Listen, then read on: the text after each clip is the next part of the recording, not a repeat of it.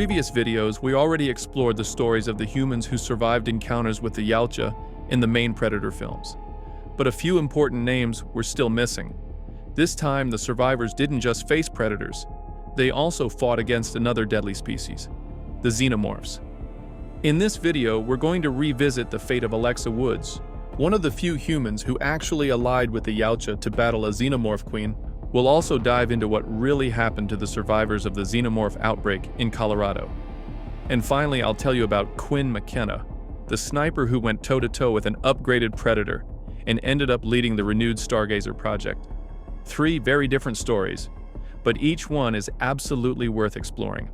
So if you're ready, let's begin.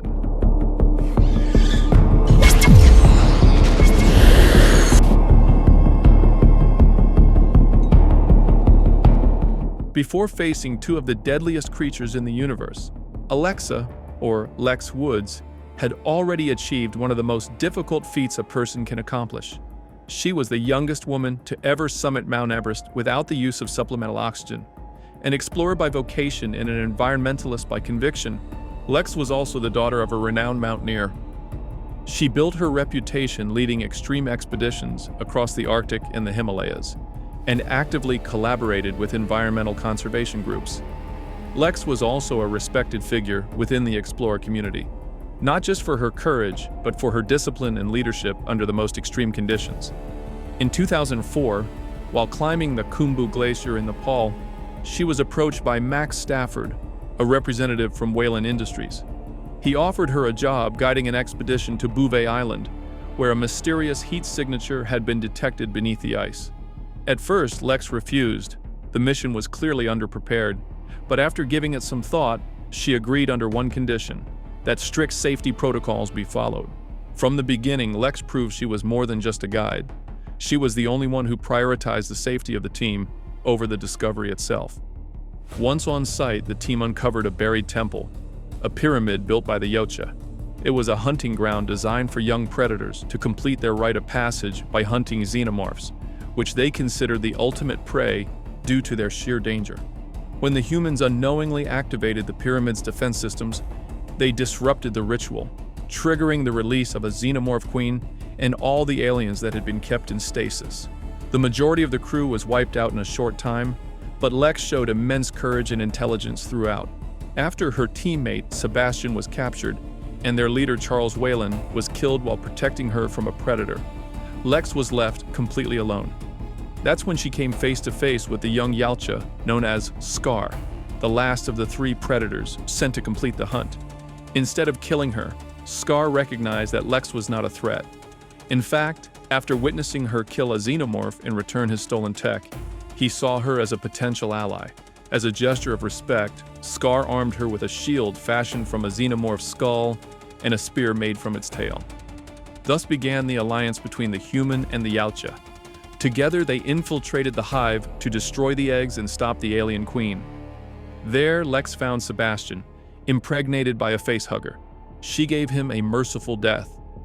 Afterward, Scar activated his self-destruct device, and both he and Lex tried to escape the collapsing pyramid. Just before reaching the surface, they were intercepted again by more Xenomorphs. Lex proved her worth once again. Scar was attacked from behind and lost his plasma caster, but Lex saved him with a precise harpoon shot. Thanks to that, they managed to escape on a sled. On the surface, Lex and Scar confronted the Queen, who had survived both the explosion and the ice collapse. In a brutal final battle, Lex fought side by side with the Predator.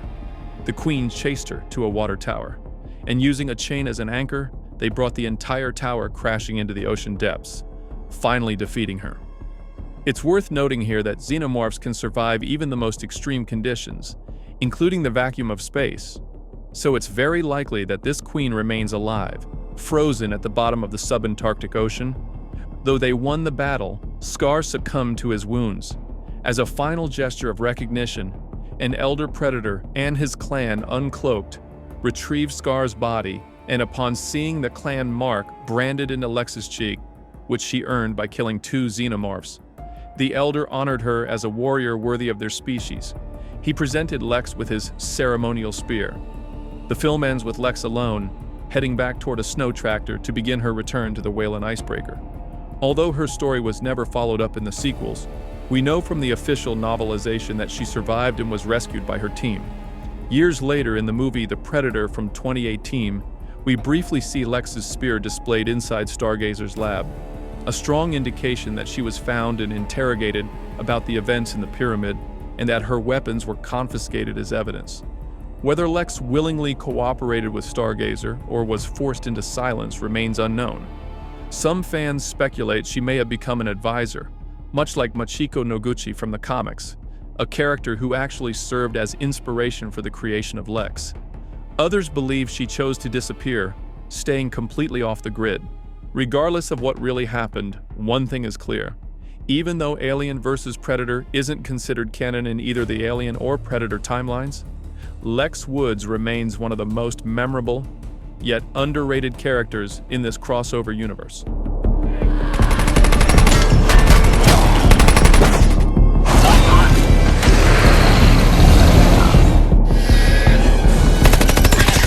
Now moving on to the sequel, Alien vs. Predator Requiem.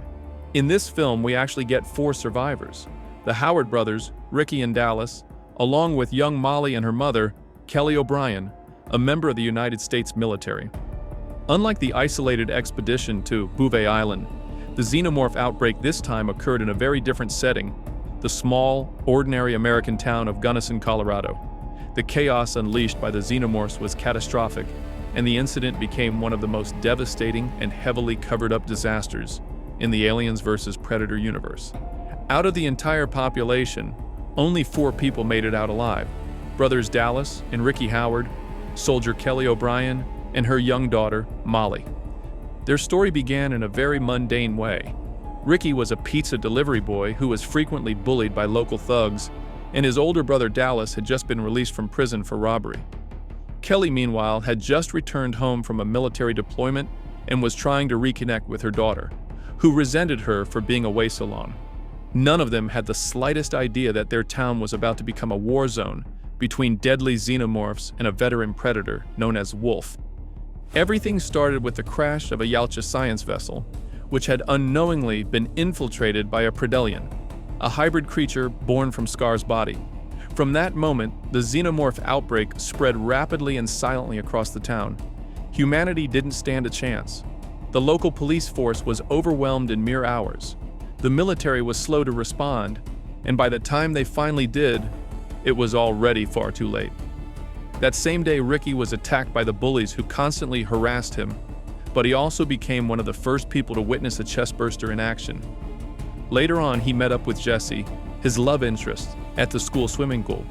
It was there that a xenomorph appeared and killed several of the bullies in a brutal surprise attack. Dallas, who had tried to stay out of trouble, quickly realized how dire the situation was and took on the role of protector. Armed with whatever he could find, he led his small group of survivors to the town's gun shop. There, they joined up with Kelly, who, thanks to her military experience, quickly figured out what the military's true plan was. They weren't coming to rescue anyone.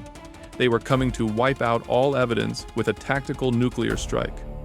Distrustful of the official instructions, Kelly proposed a different plan: head for the hospital, where a rescue helicopter was supposedly stationed. Only Dallas, Ricky, Jessie, and Molly chose to go with her. The hospital, already infested with xenomorphs, became the setting of their final, desperate attempt to escape. During the chaos, Jessie was accidentally killed by one of Wolf's throwing shurikens. Enraged, Ricky lashed out and attacked the predator, unaware that it wasn't actually his enemy. Not long after, the young man was seriously wounded by the Predelian, but he managed to survive. Kelly showed why she was a soldier, fiercely defending her daughter and the group with everything she had. Dallas found a measure of redemption too, helping to hold off the creatures long enough for the others to board the helicopter. Ricky, badly injured and barely able to stand, still managed to climb aboard just before the nuclear missile obliterated the city. The blast reached the helicopter, which crash-landed just outside the blast radius.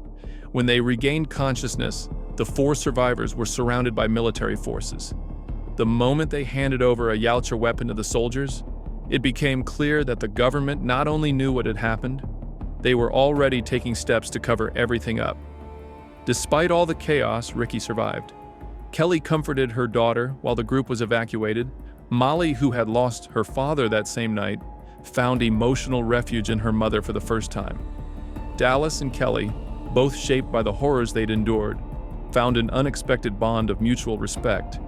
After that, nothing more was ever heard from them. It's likely they were silenced, interrogated, or even forced into secrecy regarding the existence of the Xenomorphs in the Yautja by the authorities.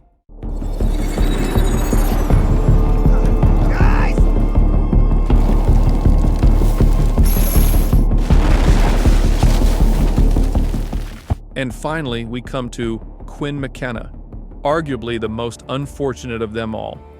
Not just because the film he appeared in is widely considered one of the weakest entries in the franchise, but because the story he led was a chaotic mix of satire, sci-fi, and wasted potential. Yet even within that disaster, McKenna achieved something few humans can claim. He survived a battle against the mutated predator. Before the events of the film, Quinn was a captain in the United States Army Rangers. Over the course of his career, he built a reputation as a lethal sniper with over 14 confirmed kills. He served in 4 continents and was known for his efficiency, although, according to his ex-wife Emily, he was a disaster as a husband. From that marriage came Rory, a child on the autism spectrum with exceptional intelligence, especially in language and pattern recognition. Quinn was a broken soldier, divorced and emotionally distant, but still willing to protect those he loved. During a mission in Mexico against a drug cartel, McKenna witnessed the crash of a Yautja ship. He recovered a biomask and a gauntlet, but his team was quickly slaughtered by the fugitive predator. Despite this, he barely escaped, and determined to prevent the government from covering up what he found, he mailed the equipment directly to his ex-wife's house. The package ended up in the hands of Rory, triggering a new kind of hunt. Project Stargazer, a secret government division obsessed with predators, captured Quinn. They labeled him as unstable and threw him on the infamous Looney Bus, alongside a group of war-traumatized soldiers and individuals with psychiatric diagnoses. Together, they formed one of the most unlikely teams in the entire franchise. Broken soldiers who ended up facing not one, but 2 Yautja, including the massive upgraded Predator and 2 Yautja hounds. Amidst the chaos, Quinn was reunited with his son Rory and fought to protect him not only from the upgraded Predator, who wanted to take the boy due to his unique brain function, believing Rory was the next step in human evolution, but also from the Stargazer operatives hunting them down. The group fought valiantly, but one by one, Quinn's allies fell. In the end, only McKenna, Rory, and Dr. Casey Brackett survived. By the end of the movie, Quinn had taken charge of a restructured Stargazer division, now with a much clearer mission: to defend humanity against future Yautja threats. He now works alongside his son Rory, who has shown an incredible natural ability to understand alien technology. But the most important part was what the fugitive predator had left behind for the humans: a biomechanical suit of armor. It featured dual plasma cannons, 3 independent laser sights, multi-mode thermal vision, active camouflage, retractable claws, and a fully English-readable interface, all stored within a single gauntlet. This presumably was meant to prepare humanity for an upcoming Yautja invasion. Strangely enough, this idea of an invasion was something the franchise never explored directly, but there's a fan theory that ties everything together, and it's worth discussing. The theory builds upon an idea hinted at by Dutch himself in audio logs found in the game Predator Hunting Grounds. According to him, each new hunting season was growing more intense, more frequent, and far more dangerous. Dutch realized this wasn't just about a lone predator hunting for honor anymore. It was multiple Yautja identifying Earth as a fertile battlefield, full of worthy prey, and that terrified him. That one day the hunt would no longer be a sport, but the beginning of a full-scale invasion. This is where Royce comes in. Although his fate was left unresolved after separating from Isabel, some fans believe that after escaping the game-preserved planet and reaching one of the main Yautja worlds, he discovered that the predators were split into factions. On one side were those who still followed the honor code, and on the other, a more aggressive group seeking to evolve the hunt into something larger and more violent. According to this theory, Royce may have made a pact with a rebel faction of Yautja who were against the idea of an invasion, agreeing to secretly send advanced tech to Earth to help prepare humanity for what was coming. That would make the fugitive Predator, in the delivery of the Predator killer suit, part of this plan. Of course, with the recent changes to the franchise and new films on the horizon, this theory could be rendered non-canon or rewritten altogether. Still, it's one of those fan ideas that, while unofficial, helps fill in narrative gaps left behind by the movies. Maybe in the future, through new video games, comics, or upcoming films, we'll get more clues about what really happened to Royce, and whether, as some believe, he was the one who sent that armor. And with that, we reach the end of this video. I hope you enjoyed it. If you did, don't forget to leave a like, subscribe if you haven't already, and hit the notification bell so you never miss a new upload. See you in the next one. Hey, don't go just yet. If you enjoyed this video, I've got another one I think you'll love. Check it out.